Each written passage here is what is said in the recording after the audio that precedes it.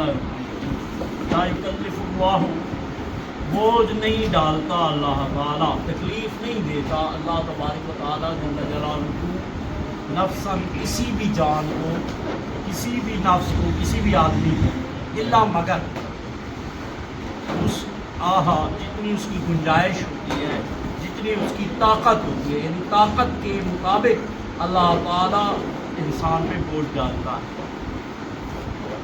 لہا واسطے اس کے ہے، یعنی اس نفس کے، اس شخص کے، ماں کا سبت جو اس نے کمایا،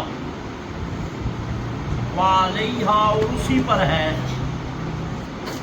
مکتسبت جو اس نے حاصل کیا، یعنی پہلے لہا ماں کا سبت سے مراد ہے جو اچھا کمایا، وعلیہا اور اس پر ہے مکتسبت جو اس نے کیا، مطلب جو برائیاں کی، جو اچھائیاں کی اسی کے لیے ہے، اسی پر اسی کو فائدہ ہوگا، اور جو برائیاں کی اس کا وبال بھی اس کے ساتھ۔ ربنا اے رب ہمارے، لا نہ واخذ گرفت فرما، پکڑ فرما نہ ہماری، انا سینا اگر ہم بھول جائیں، او یا اخطانا ہم خطا کر بیٹھیں، ہم گناہ کر بیٹھیں، غلطی کر بیٹھیں، ربنا اے ہمارے پالنے والے، ولا تحمل اور لا تحمل ڈال، علینا اوپر ہمارے، اسرن بوجھ، باری احکامات، کما جیسا کہ حمل ڈالے تھے تو نے وہ بوجھ، علی الذین ان لوگوں پر، من قبلنا جو ہم سے پہلے تھے۔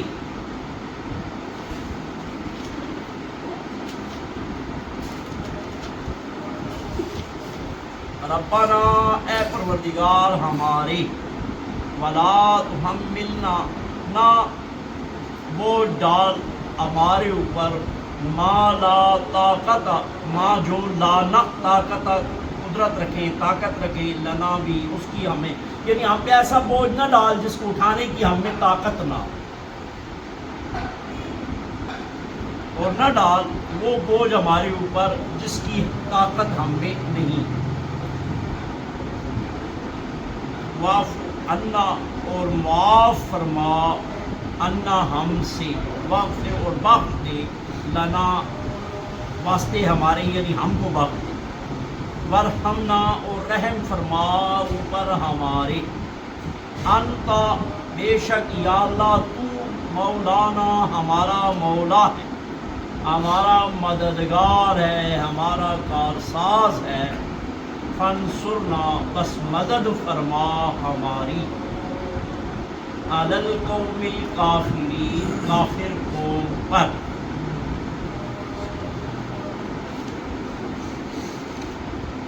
اس آیے مبارکہ میں خالق کائنات جل جلالہ وعز اسمہ وجل مجدہ ارشاد فرما رہا ہے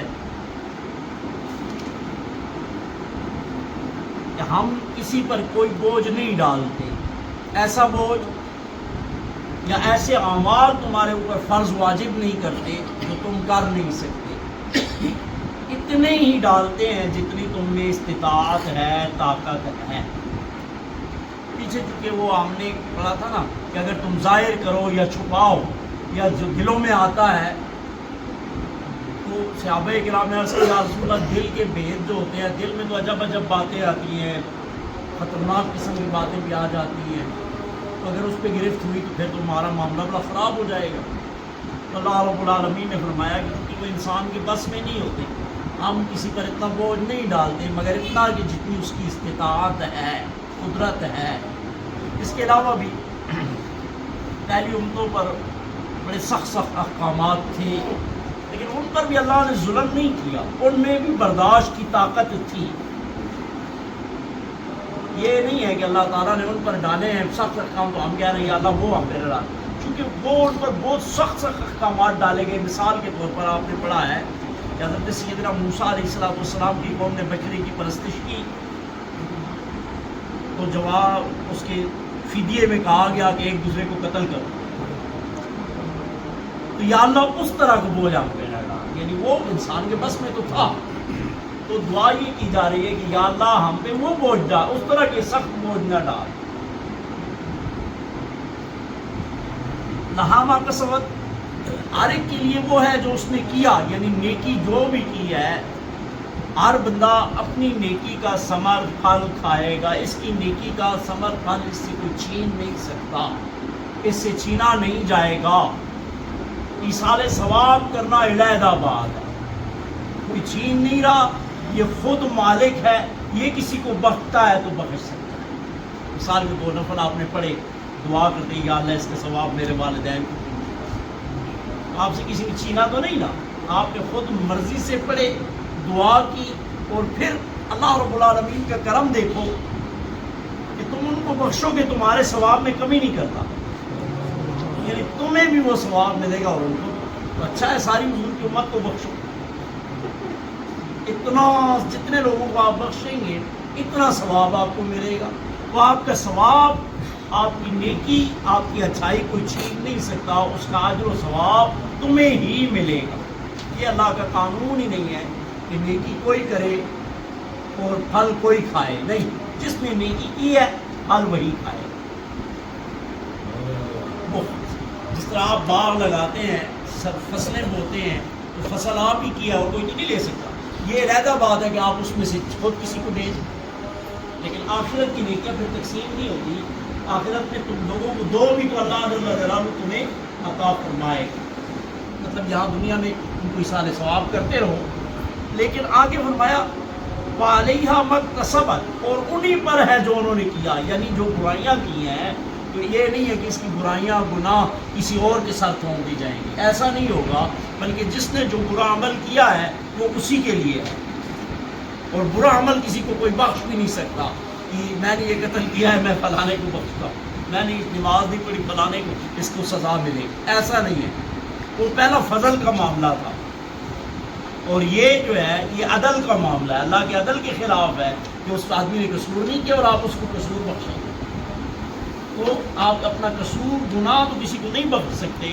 اس کا وبال جو کرے گا اسی کے ساتھ ہوگا۔ پھر خالق کائنات جل جلالہ کی مرضی ہے کہ جس نے جو گناہ کیا ہے اس کو سزا دے کے بخش دے، اپنے فضل و کرم سے بخش دے۔ حضور پاک صلی اللہ علیہ وآلہ وسلم کی شفاعت سے بخش دے، قرآن کریم کی شفاعت سے بخش دے، رمضان کی شفاعت سے بخش دے، نابالغ بچوں کی شفاعت سے بخش دے، پاس کی شفاعت سے بخش دے۔ اللہ رب العالمین کی مرضی ہے، اور چاہے تو جتنا کیا ہے اتنی سزا دے کے بخش دے، اس کو کوئی مجبور نہیں کر سکتا، اس کی مرضی ہے، جیسے چاہے کر سکتا ہے، اس کی حکمتوں کو ہم نہیں سمجھ سکتے۔ آگے دعا ہے، اے ہمارے پروردگار، یہ تو اللہ جل جلالہ نے بیان کر دیا کہ تمہارے ساتھ یہ معاملہ ہوگا، یعنی کسی پر بوجھ نہیں ڈالا جائے گا، نیکی کی تو تمہاری، برائی کی تو تمہاری۔ آگے دعا کہ اللہ فرماتے ہیں میرے جو نیک لوگ ہیں خود سکھا رہا ہے، یہ قرآن اللہ کا کلام ہے نا، لیکن اللہ جل جلالہ ہمیں سکھا رہا ہے کہ جو میرے ماننے والے ہیں وہ اس طرح مجھ سے دعائیں کرتے ہیں، اے ہمارے پروردگار گرفت نہ فرما ہماری، پکڑ نہ فرما ہماری، اگر ہم سے بھول چکے، اور قدم قدم پہ لمحے لمحے ہر بات میں ہمارے ساتھ یہ معاملات ہوتے ہیں، بھولتے رہتے ہیں، یا خطا ہو جائے، غلطی گناہ ہو جائے، عمدن ہو جائے، سہون ہو جائے۔ پھر آگے اللہ رب العالمین نے خود فرمایا نا کہ میں کسی پر بوجھ نہیں ڈالتا، لیکن فرمایا میرے بندے بھی مجھ سے یہ دعائیں کرتے ہیں کہ اے پالنے والے ہمارے اوپر وہ بوجھ نہ ڈال جو ہم سے پہلوں پہ ڈالے تھے، جو امتحان ان پہ ڈالے تھے اس طرح کے امتحانوں میں ہمیں مبتلا نہ کر۔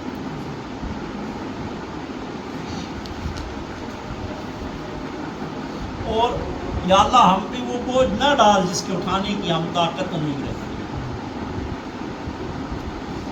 یا اللہ معاف کر دے۔ اللہ جل جلالہ خود فرما رہا ہے کہ مجھ سے یوں دعا کرو، یا اللہ معاف کر دے، واعف عنا واغفر لنا بخش دے وارحمنا رحم فرما دے ان پر ہمارے. جن جو گناہ ہم نے کیے وہ بھی بخش دے, اپنے فضل و کرم سے بھی مہربانی فرما دے.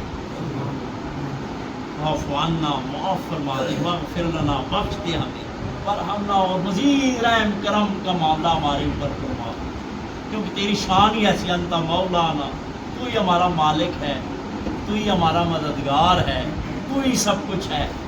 ہماری مدد بھی فرما کافروں کے اوپر, کافروں کے مقابلے بھی. یہ جو دو آیات ہیں آخری, یہ کل جو پڑھی اور آج والی, حضور پاک صلی اللہ تعالیٰ علیہ وآلہ وسلم ارشاد فرماتے ہیں کہ معراج کی رات کو اللہ تعالیٰ نے مجھے عرش کے خزانے سے عطا فرمایا. یہ دو آیات ہیں, اتنی شان والی ہیں, عظمت والی ہیں, پچھلی بھی اور یہ بھی. کوئی فوت ہوتا ہے مصنوعی طریقہ ہے کہ سورہ فاتحہ کا اور سورہ بقرہ کی پہلی 5 آیات سر کی طرف کھڑے ہو کے پڑھتے ہیں اور پاؤں کی طرف کھڑے ہو کے یہ 2 آیات پڑھی جاتی ہیں. چاہیں تو تیسری بھی ساتھ پڑھ, ان کا بہت بڑا ثواب ہے, بہت بڑا اجر ہے. صرف مرنے پہ نہیں, ویسے بھی یاد کر لو, نماز میں پڑھا کرو. خاص کر جن احباب کو اللہ تعالیٰ نے توفیق دیے تہجد پڑھتے ہیں, تہجد میں یہ پڑھا اور پھر محسوس کر کے پڑھا. ان ترجمے کو سیکھ لو. آخری آیات لا یکلف اللہ نفسا, اس سے پچھلی نہیں آخری ہم نے پڑھی, آج جو پڑھی یہ 3 آیات کے حوالے سے جو ہم پڑھتے ہیں, ایک آیت نہیں 2 ہیں نا, پچھلی بھی ہے نا, کل بھی ہم نے وہ تو ٹھیک ہے نا. اگر ایک بندہ اگر یہ یاد کرے ہاں اس میں بھی نماز ہو جاتی ہے, ہو جاتی ہے. ہاں یہ آیت بڑی ہے, ہاں اس میں نماز ہو جاتی ہے. چھوٹی 3 آیتیں ہوں, بڑی 1 آیت ہو تو اس میں نماز ہو. ہاں لیکن اس کا ترجمہ پہلے سیکھ لو صحیح, اور پھر آیت کو یاد کرو اور پھر محسوس کر کے پڑھو, ذہن میں ترجمے کو دہراتے جاؤ. حضور قبلہ مولوی صاحب رحمۃ اللہ تعالیٰ علیہ فرمایا کرتے تھے, میں نے 2-3 دفعہ سنا کہ میں تہجد میں یہ ربنا والی جو دعائیں ہیں نا یہ تلاوت کرتا ہوں زیادہ تر. آپ اگر پڑھیں اور محسوس کر کے پڑھیں کہ کس کے سامنے کھڑا ہوں, کیا کہہ رہا ہوں اور کیا وہ سن رہا ہے میری, یہ آپ کیفیت پھر آپ 2-3 دن پڑھیں تو آپ کو پتہ چلے گا کہ اللہ رب العالمین کا کتنا کرم ہوتا ہے, کہ یہ روحانی کیفیت بن جاتی ہے.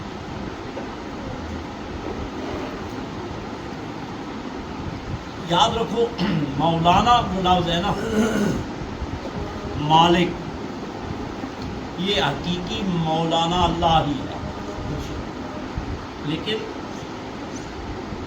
ہم درود شریف پڑھتے ہیں اللہم صلی علی سیدنا و مولانا محمد, ٹھیک ہے.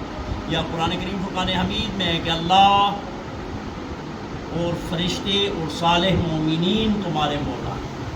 یہ قرآن کی آیت ہے. تو وہ اللہ کی عطا سے ہیں, اللہ ذاتی طور پر ہے, اللہ جل جلالہ ذاتی طور پر مولا ہے, ذاتی طور پر مددگار ہے. اور حضور پاک علیہ الصلوۃ والسلام یا فرشتے جبریل یا اولیاء کرام جو ہیں وہ مدد کرتے ہیں تو اللہ کی عطا سے کرتے ہیں, از خود نہیں کرتے, اللہ جل جلالہ کی عطا سے کرتے ہیں. اللہ جو دیتا ہے ان کو وہ دیتے ہیں, لیکن یہ یاد رکھو کہ از خود اللہ کے مقابلے میں نہیں, اللہ کی عطا سے. یہ یاد, اللہ کی طرح کوئی بھی نہیں.